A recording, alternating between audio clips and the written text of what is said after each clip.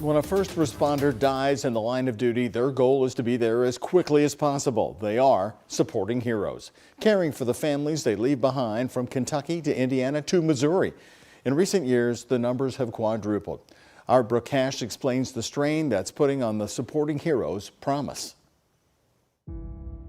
Engraved on this plaque are the names of dozens of first responders and their end of watch, the majority within the same year. Well, I can tell you a lot of the dates that they happened. From fallen firefighters to police and EMS, Eric Johnson has responded to each call. I wish I could just reach up to the clock and turn back the hands of time to where the family would be made whole. And you know, the kids who have just been told that daddy's never coming home, you know, that you could just erase that and go back.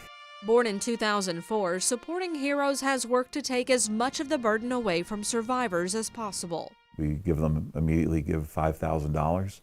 It's not going to change anybody's life. It's not going to change what happened.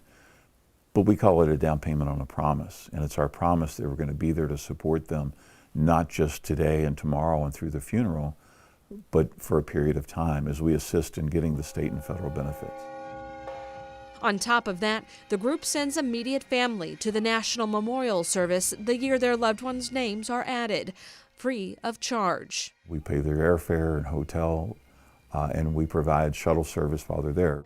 From the National Police Week in D.C. to the Fallen Firefighter Memorial in Emmitsburg and National EMS Weekend of Honor in Arlington. We will remember them with all the loves in our hearts. It's a very bittersweet event for the families. It's very powerful as they can see and touch their loved one's name on the memorial. It's a trip the Longoria family could not afford on their own.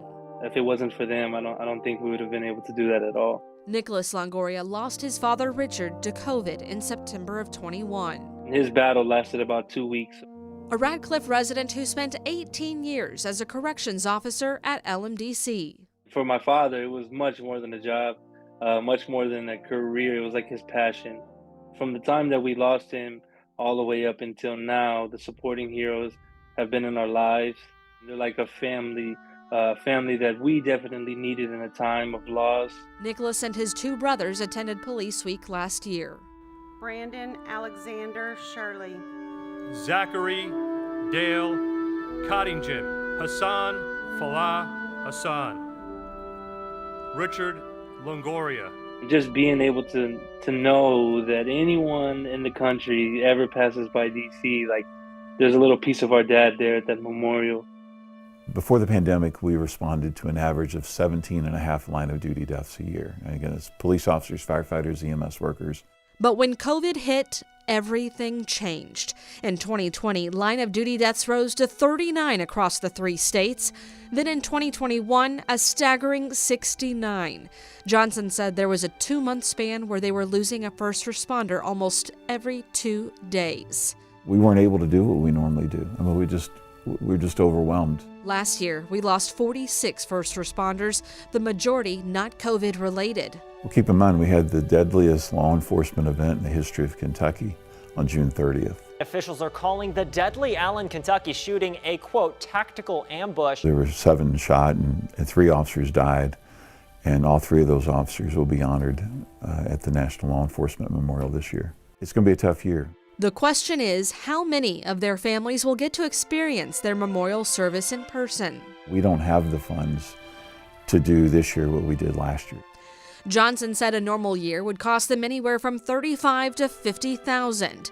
Last year, they spent a record-breaking $167,000. And we anticipate that same need this year. That's where you come in.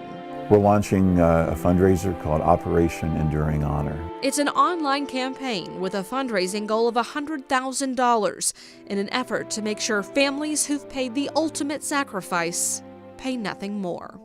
Brooke Hash, WHAS 11, on your side.